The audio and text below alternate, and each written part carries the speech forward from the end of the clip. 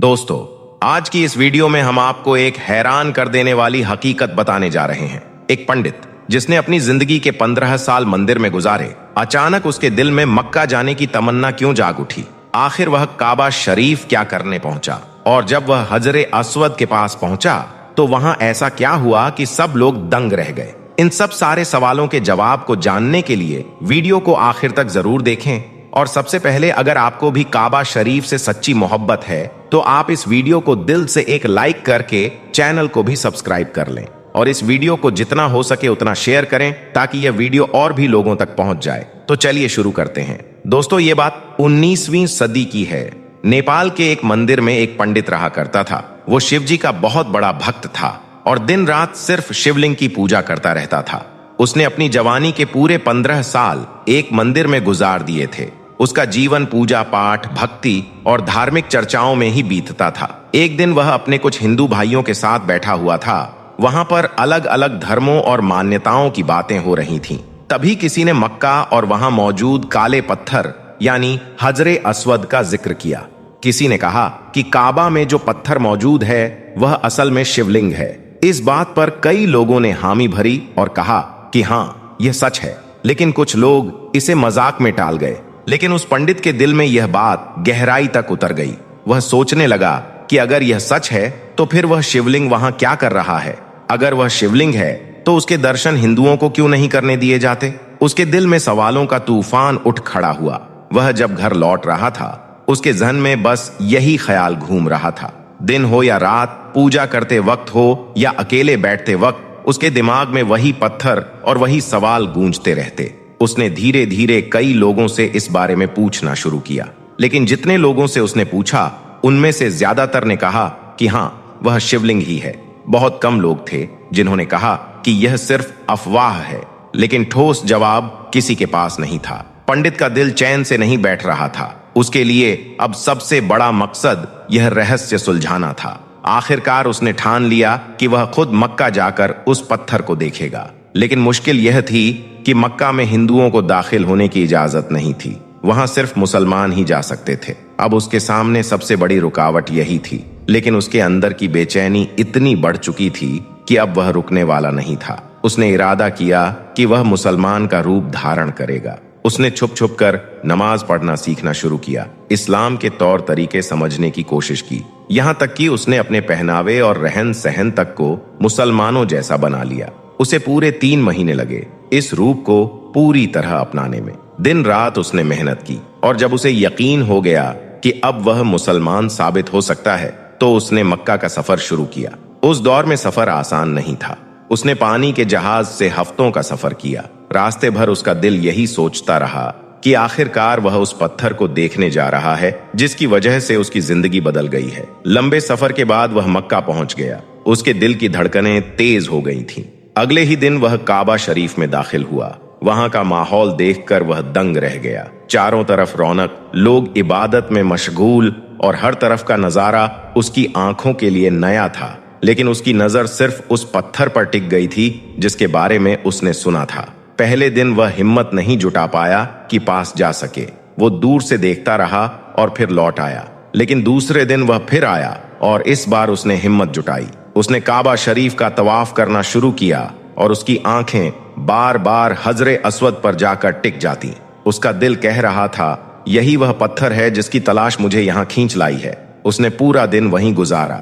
हजरे Aswad को बार बार गौर से देखा। उसके दिल में जो शक और सवाल इतने सालों से थे वह अब मिटते जा रहे थे। और आखिरकार उसे यकीन हो गया कि यह शिवलिंग नहीं है बल्कि यह हजरे अस्वद है, वही पत्थर जिसे मुसलमान जन्नत का पत्थर बताते हैं। उसके दिल का बोझ हल्का हो गया। उसकी बरसों की उलझन खत्म हो गई। अब उसे समझ आ गया था कि यह अल्लाह की निशानी है, कोई मूर्ति नहीं। दोस्तों, यह वाकया हमें एक बड़ी सीख देता है कि सच्चाई वही है जो अल्लाह और उसके रसूल ने बताई है। कई बार लोग बिना जाने समझे बातें कर देते हैं और दूसरों को भी गुमराह कर देते हैं। लेकिन जिसने दिल से तलाश की, अल्लाह ने उसके लिए सच्चाई का रास्ता खोल दिया।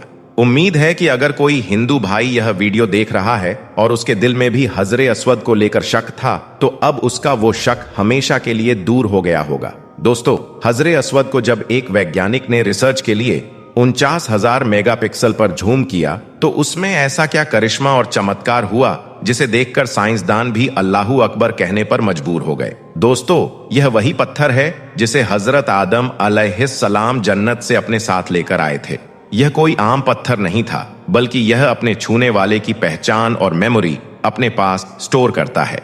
इस जन्नती पत्थर के रहस्य को सुलझाने के लिए जब एक गैर मुस्लिम वैज्ञानिक ने इस पर रिसर्च की और जब गैर मुस्लिम माहिरीन ने 49,000 मेगापिक्सल की इन तस्वीर को झूम किया तो उनको इसके अंदर ऐसा क्या नजर आया जिसने उनके होश उड़ाकर रख दिए। आखिर इन वैज्ञानिकों को ऐसा क्या नजर आ गया था? इस सवाल का जवाब जानने के लिए इस वीडियो में आखिर तक जुड़े रहिएगा। दोस्तों, हजरे अस्वद के बारे में कुछ ऐसी जानकारी हम आपको बताने वाले हैं जो आपने आज से पहले कभी नहीं सुनी होगी। 2021 में सऊदी हुकूमत ने हजरे असद की कुछ हाई रेजोल्यूशन तस्वीर जारी की। इन तस्वीर को एक टेक्नोलॉजी की मदद से लिया गया जिसे फोकस टैकिंग टेक्नोलॉजी कहा जाता है, जिसमें 49,000 मेगापिक्सल के कैमरा लेंस यूज किए गए। मक्का मुकर्रमा के माहिर इंजीनियर ने इस टेक्नोलॉजी का इस्तेमाल करते हुए कई घंटों की मेहनत के बाद हजरे अस्वद की एक ऐसी तस्वीर तैयार की जो 49,000 मेगापिक्सल की थी। इदारे के मुताबिक हजरे अस्वद की आला तरीन क्वालिटी की तस्वीर तैयार करने के लिए उसकी 7 घंटे तक अक्सबंदी करके 1,000 फोकस टैग पैराग्राम तस्वीर बनाई गई, जिन्हें मिलाकर एक तस्वीर बनाने में तकरीबन 50 घंटे का वक्त लगा, यानी 2 दिन से भी ज्यादा का समय।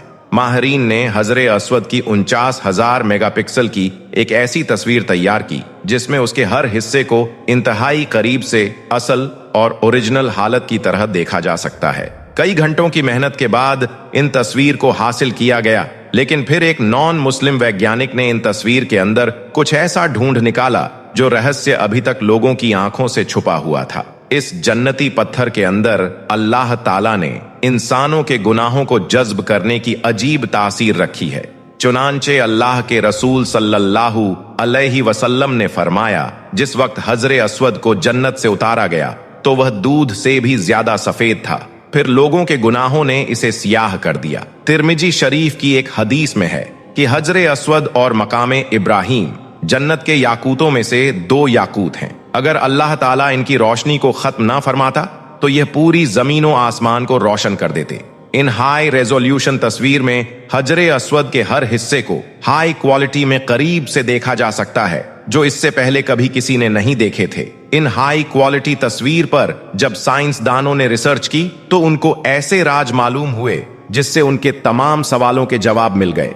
जैसे कि प्रोफेसर कॉर्नर, जो नासा के इदारे में काम करता था, उसने यह रिसर्च की कि कायनात की जो शुआएं हैं वह न्यूक्लियर की खतरनाक शुआओं से भी ज्यादा हैं, जिन्हें कंट्रोल नहीं किया जा सकता।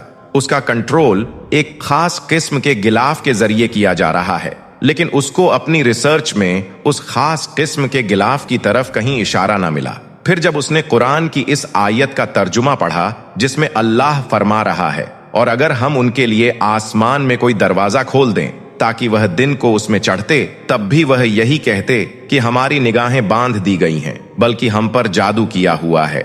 इस आयत में दोस्तों इशारा इसी तरफ है कि हमने ऐसी ताकतों को कंट्रोल किया हुआ है। तो वह प्रोफेसर इस आयत को जानने के बाद मुसलमान हो गया, क्योंकि उसके सवालों के जवाब उसको मिल चुके थे।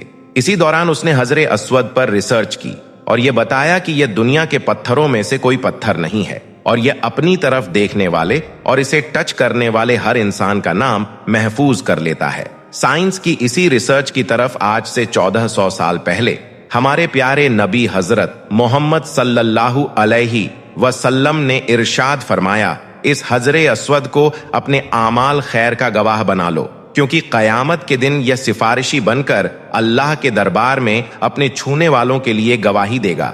इसकी 2 आंखें और एक जुबान होगी जिससे वह बात करेगा। प्यारे दोस्तों, हजरे अस्वद वह पत्थर है कि जिसको अल्लाह ने जन्नत से भिजवाया, और नबी अकरम सल्लल्लाहु अलैहि वसल्लम ने इस पत्थर को खाना काबा की दीवार में नस्ब कर दिया, और फिर कयामत तक हर आने वाले मुसलमान पर यह लाजिम कर दिया कि जो उम्रा करने जाए या खाना काबा का तवाफ करे या फिर हज करे, तो इसके लिए लाजिम है कि वह हजरे अस्वद का बोसा ले। इसके बगैर ना तो उम्रा मुकम्मल होगा और ना ही किसी सूरत तवाफे काबा मुकम्मल होगा। प्यारे दोस्तों, दुनिया भर के तमाम मुसलमानों की यह कोशिश होती है कि जब वह सहने काबा के अंदर मौजूद हों, खाना काबा के गिर्द तवाफ कर रहे हों, तो उन्हें यह सादत नसीब हो जाए कि वह हजरे अस्वद के करीब जाएं और अपनी जीती जागती आंखों के साथ एक दफा इसकी जियारत करें और फिर इसका बोसा लें। अल्लाह ताला हम सबको भी इस मुबारक पत्थर का बोसा लेने की हालत बख्शे, आमीन, अल्लाहुम्मा आमीन। सऊदी किंग मोहम्मद बिन सलमान जन्नतुल बकी में रंगे हाथ पकड़ा गया। दोस्तों, आज हम आपको सऊदी किंग मोहम्मद बिन सलमान को लेकर एक ऐसी बड़ी खबर बताने वाले हैं जिसे सुनकर यकीनन आपके होश उड़ जाएंगे और आप लोग कुछ सोचने पर मजबूर हो जाओगे। इसीलिए आज का यह वीडियो आप सभी के लिए बहुत खास है। आप इसे आखिर तक जरूर देखें और इस वीडियो को शेयर भी कर दें ताकि सऊदी शहजादे का यह काला कारनामा और भी लोगों तक पहुंच जाए। तो चलिए दोस्तों शुरू करते हैं। दोस्तों, जन्नतुल बकी वो मुकद्दस कब्रिस्तान है जिसमें इस्लाम के कई अजीम सहाबा इकराम, अहले बैत और औलिया इकराम दफन हैं। लेकिन क्या आप जानते हैं कि इसी जन्नतुल बकी में एक ऐसा राज भी दफन है जिसके बारे में जानकर आपके रोंगटे खड़े हो जाएंगे और फिर आप कभी भी इस जगह को पहले जैसा नहीं देख पाएंगे। दोस्तों, एक गोरखन यानी कि कब्र खोदने वाला शख्स जो कि कुछ ही अरसे पहले जन्नतुल बकी में किसी काम में लगा हुआ था, उसने जन्नतुल बकी में एक ऐसा राज देखा जिसने न सिर्फ सऊदी हुकूमत को हिलाकर रख दिया बल्कि सऊदी शहजादा मोहम्मद बिन सलमान की रातों की नींद भी उड़ाकर रख दी। इस गोरखन ने दावा किया है कि सऊदी किंग मोहम्मद बिन सलमान अक्सर आधी रात को खामोशी के साथ जन्नतुल बकी में आता है। अब सऊदी शहजादा आधी रात को जन्नतुल बकी में आकर क्या करता है, किससे मिलता है और अंधेरी कब्रों में छुपकर कैसा काम अंजाम देता है, जानकर आप लोग हिल जाओगे।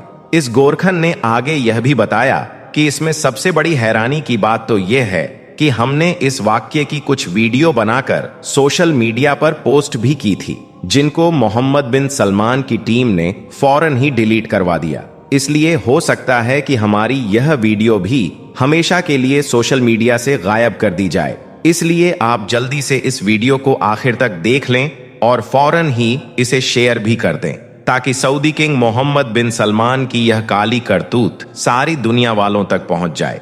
दोस्तों, यह सब शुरू हुआ जन्नतुल बकी में काम करने वाले एक गोरखन से, जो हर रोज जन्नतुल बकी में कब्रें खोदता और खामोशी से अपनी ड्यूटी अंजाम देता था। लेकिन इस गोरखन ने जन्नतुल बकी में एक दिन ऐसा मंजर देखा जिसने उसे हिलाकर रख दिया।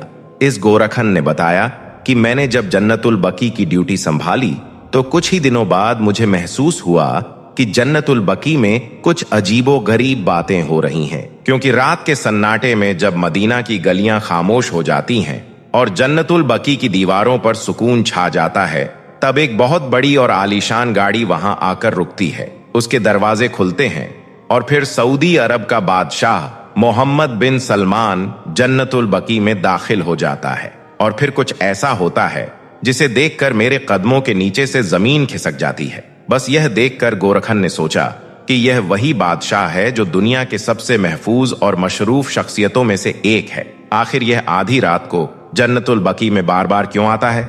बस यही सोचकर गोरखन ने हिम्मत की और वह मेन गेट पर मौजूद चौकीदार के पास पहुंच गया और जाकर पूछने लगा, भाई साहब, शहजादा आधी रात के वक्त यहाँ बार बार क्या करने आता है? इस पर चौकीदार ने अपनी नजरें झुका ली और कहा, तुम ज्यादा सवालात मत किया करो, कुछ बातें जानना तुम्हारे लिए बेहतर नहीं है। लेकिन इस पर गोरखन का दिल मुतमीन ना हुआ, इसलिए उसने अगले दिन फिर से पूछ लिया कि क्या यहाँ पर शहजादे का कोई रिश्तेदार दफन है?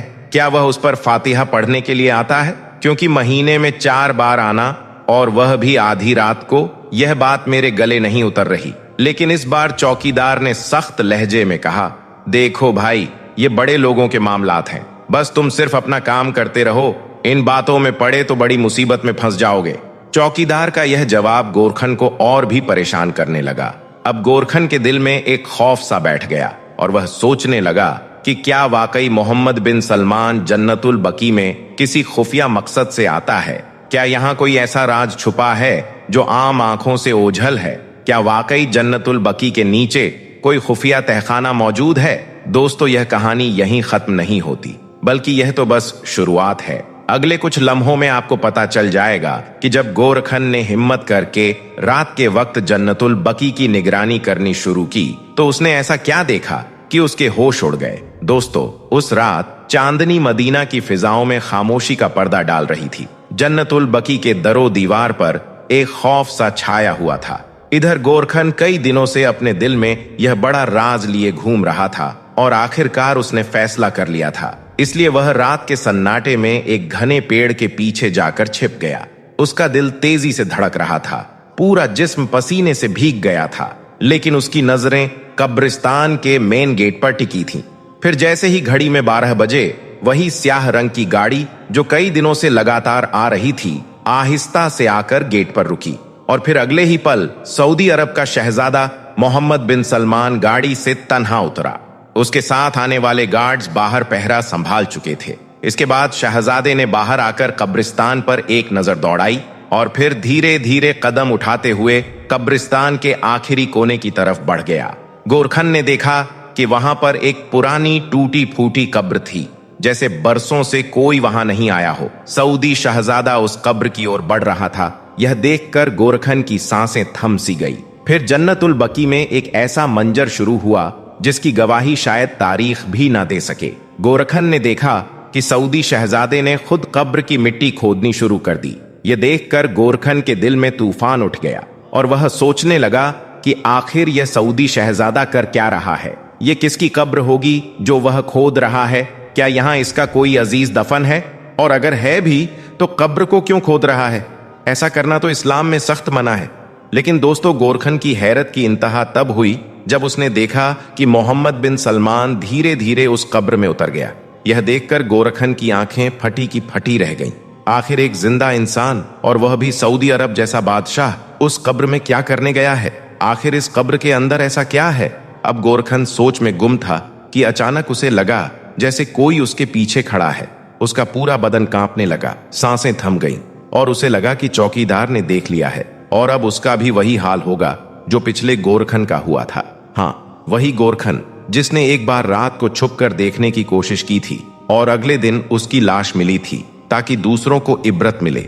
यह सोचकर गोरखन पसीने से तरबतर हो गया और अपनी मौत को करीब महसूस करने लगा। लेकिन जैसे ही उसने पीछे मुड़कर देखा, वहां सिर्फ एक बिल्ली थी। यह देखकर उसकी जान में जान आई, लेकिन उसका ध्यान अब भी कब्र में उतरे शहजादे पर था। कुछ देर बाद शहजादा वापस कब्र से बाहर आया। अब उसके चेहरे पर एक अजीब सा सुकून था, जैसे वह कोई बड़ा काम करके आया हो। उसने अपने कपड़ों से मिट्टी झाड़ी और चारों तरफ देखा। यह देखकर गोरखन हैरान था कि बिना ऑक्सीजन के इतनी देर कब्र में रहने के बावजूद शहजादा बिल्कुल ठीक था। अब गोरखन की नींदें उड़ चुकी थीं। अगली रात शहजादा फिर आया। इस बार उसके हाथ में एक स्याह रंग का थैला था। वह बिना झिझक सीधा उसी कब्र की ओर गया और उसमें उतर गया। लेकिन इस बार किस्मत ने गोरखन का साथ नहीं दिया। चौकीदार ने उसे देख लिया और फौरन उसके पास पहुंचकर गुस्से से बोला, तुझे शर्म नहीं आती? चुपके चुपके क्या देख रहा है? अगर यह बात मोहम्मद बिन सलमान तक पहुंची तो तेरा क्या अंजाम होगा जानते हो? यह सुनकर गोरखन घबरा गया। उसके हाथ पांव कांपने लगे और वह गिड़गिड़ाते हुए बोला, मुझे माफ कर दो, आइंदा ऐसी गलती नहीं करूंगा। इसके बाद चौकीदार ने उसे आखिरी चेतावनी दी और कहा, अगर दोबारा यहां आया तो अपनी जान की जिम्मेदारी खुद की होगी। अब गोरखन ने वादा तो कर लिया, लेकिन उसका दिल नहीं माना। उसे लगा इतना बड़ा राज छुपाना गुनाह है, इसलिए वह सीधा पुलिस स्टेशन गया और जाकर सब बयान कर दिया। लेकिन पुलिस अफसर हंसने लगे और बोले, क्या तू पागल हो गया है? ऐसी बातें सऊदी शहजादे पर इल्जाम लगाकर करता है? क्या तू होश में है? गोरखन कहता रहा, एक बार कब्र को खोलकर देख लीजिए। अगर मेरी बात गलत साबित हुई तो मेरा सर कलम कर दीजिए। लेकिन किसी ने बात नहीं सुनी। एक पत्रकार जो वहां मौजूद था बोला, इस्लाम में इंसाफ सबके लिए बराबर है, चाहे बादशाह हो या गुलाम। उसने नबी की हदीस को सुनाया कि अगर मेरी बेटी फातिमा भी चोरी करे तो उसका भी हाथ काट दिया जाए। सही बुखारी हदीस नंबर 6758।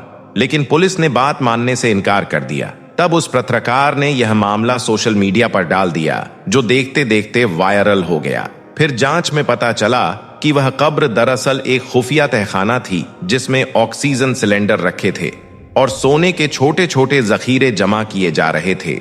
यह सोना सऊदी अरब के एक खास पहाड़ से निकाला गया था। जिसे हुकूमत से छुपाने के लिए वहां रखा गया था। लेकिन जैसे ही यह खबर फैली, सऊदी हुकूमत हरकत में आई और उन वीडियो को सोशल मीडिया से डिलीट करवा दिया। गोरखन और उस पत्रकार को झूठा करार देकर गायब कर दिया गया।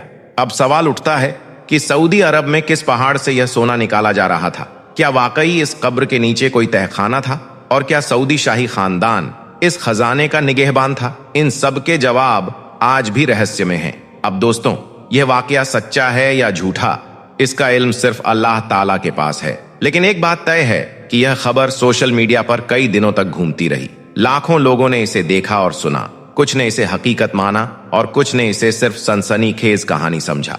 अब इस कहानी के बारे में आपकी क्या राय है? आप कमेंट बॉक्स में अपनी राय जरूर बताइए।